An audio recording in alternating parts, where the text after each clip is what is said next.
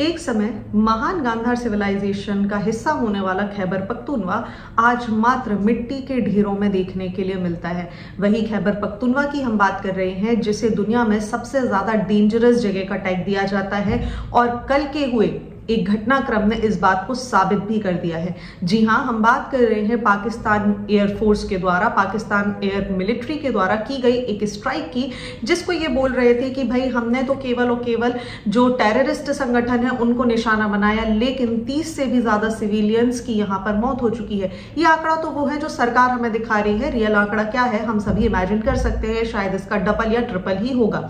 इन 30 लोगों में छोटे छोटे बच्चे, महिलाएं, बड़े बूढ़े सभी लोगों की यहाँ पर जान गई है और कितने लोग घायल हैं इसके बारे में अभी किसी को भी अंदाजा नहीं है। तिरहा वैली जो कि खैबर पख्तूनवा या जिसे हम केपीके के नाम से जानते हैं, यहां पर पाकिस्तानी एयरफोर्स ने एक स्ट्राइक करी। लगातार एक के बाद एक 8 बॉम्ब यहां पर गिराए, LS-6 बॉम्ब जिन्हें बोला जाता है, अपने फाइटर जेट JF-17 के द्वारा। 2 बजे इनको यहां पर यह अटैक किया गया। दिन दहाड़े इस तरीके की कार्यवाही की गई जिससे आम जनता को, आम आवाम जो कि इस समय पर सबसे ज्यादा एक्टिव होती है, उसको नुकसान पहुंचा। खैबर पख्तूनवा इसी के साथ हर बार साबित कर देता है कि वो दुनिया की सबसे खतरनाक जगह क्यों है, क्योंकि वो कहीं ना कहीं एक टसल का केंद्र बन जाता है अफगानिस्तान और पाकिस्तान के बीच में। जी हाँ, वही दोनों कंट्रीज जो आपस में एक दूसरे की शक्ल देखना तो छोड़िए, एक दूसरे के बारे में बात करना भी पसंद नहीं करते हैं। हालांकि कोई भी ऑफिशियल स्टेटमेंट अभी यहाँ पर रिलीज नहीं किया गया है, लेकिन जो लोकल रेसिडेंट हैं, जो लोकल लोग हैं और जो यहाँ पर मौजूद, इस समय पर मौजूद जो पुलिस फोर्स है, उनका बोलना यही है कि JF-17 के द्वारा लगातार 8 बॉम्ब यहां पर गिराए गए हैं। चूंकि पाकिस्तान की बकायदा लोगो लगा हुआ था, सब कुछ लगा हुआ था, इसीलिए इस बात को माना जा रहा है। वीडियोस को भी यहां पर रिलीज किया गया है।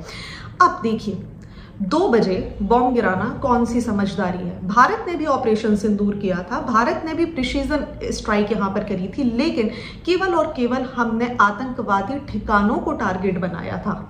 हमने आधी रात को अटैक किया था ताकि केवल और केवल उनको निशाना बनाया जा सके जो इस चीज के लिए जिम्मेदार हैं।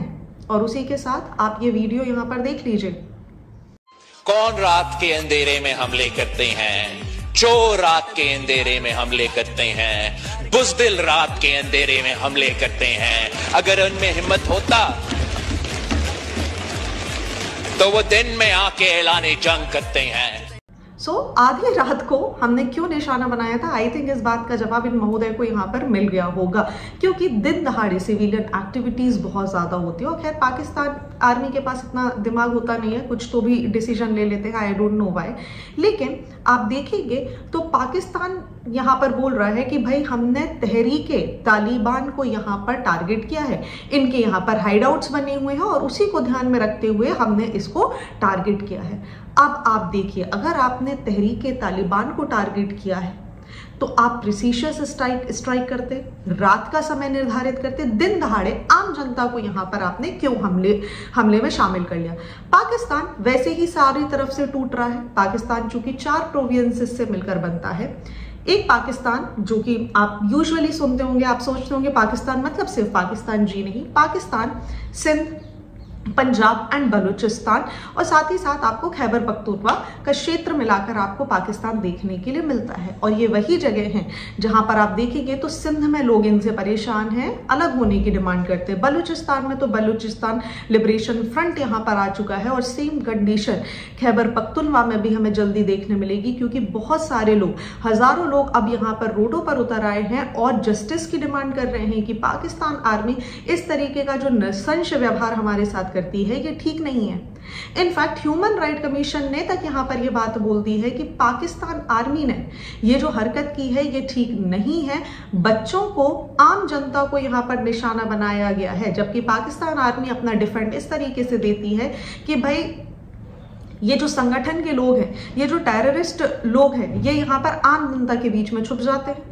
तो अब क्या भाई, अगर आम जनता के बीच में लोग छिपते हैं तो आप पूरी की पूरी जनता को वाइप आउट कर देंगे? क्या ये ह्यूमन राइट्स का के ऊपर प्रश्न नहीं बनता है। ये पहली बार नहीं है जब पाकिस्तान ने ऐसी हरकत की है। 2010 में भी खैबर पख्तूनख्वा में कुछ इसी तरीके की कार्यवाही की गई थी। आप इस्लामाबाद की पिक्चर देख लीजिए एक तरफ, और आप बलूचिस्तान, सिंध और खैबर पख्तूनख्वा की पिक्चर देख लीजिए, आपको ऐसा लगेगा कि आप किन्हीं दो अलग अलग जगहों के बारे में बात कर रहे हैं, कोई समानता नहीं है। और पाकिस्तान मिलिट्री बदनाम है कि वो किस तरीके से अपने आसपास की प्रोविंसेस में ऐसे नृशंस एक्टिविटीज करती रहती है।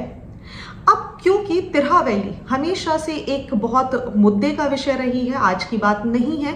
खैबर पख्तूनख्वा को माना जा रहा है कि भाई यहाँ पर अफगानिस्तान के बॉर्डर के नजदीक होने के कारण यहाँ पर पाकिस्तानी तालिबान, या जिसे हम टीटीपी भी बोल देते हैं, इनके संगठन के लोग यहाँ पर छुपे हुए हैं और ये कहीं ना कहीं वायलेंस एक्टिविटीज को बढ़ावा देते हैं पाकिस्तान के अगेंस्ट, राइट। अब पाकिस्तान इसी बात को ध्यान में रखते हुए, इसी बात को गांठ बांधे हुए यहाँ पर स्ट्राइक्स करता रहता है और आम जनता को भी परेशान करता है। अब सवाल उठता है कि खैबर पख्तूनख्वा इतना डिफिकल्ट क्यों है, और ऐसा मैंने क्यों बोला था कि ये दुनिया की सबसे खतरनाक जगह है रहने के लिए।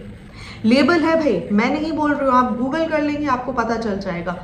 देखिए, सोवियत ने इन्वेजन किया अफगानिस्तान का 1979 में। बहुत सारे इस्लामिक फंडामेंटलिस्ट मिलिशियाज जो थे उनको यहाँ पर फाउंड किया गया, उनको यहाँ पर सहायता दी गई। और ये वही टाइम पीरियड है जब पाकिस्तान की ISI स्वयं इन सारे मिलिटेंट्स ग्रुप्स को यहाँ पर सहायता देती थी, ट्रेनिंग देती थी। जैसे ही USSR ने रिट्रीट किया अफगानिस्तान से 1988 में, बहुत सारे इसके ये जो ग्रुप थे, इनके पास आर्म, एमिनेशन, टैक्टिक्स, स्किल्स सब कुछ आ चुकी थी। ये सभी के सब जाके बस गए खैबर रीजन में।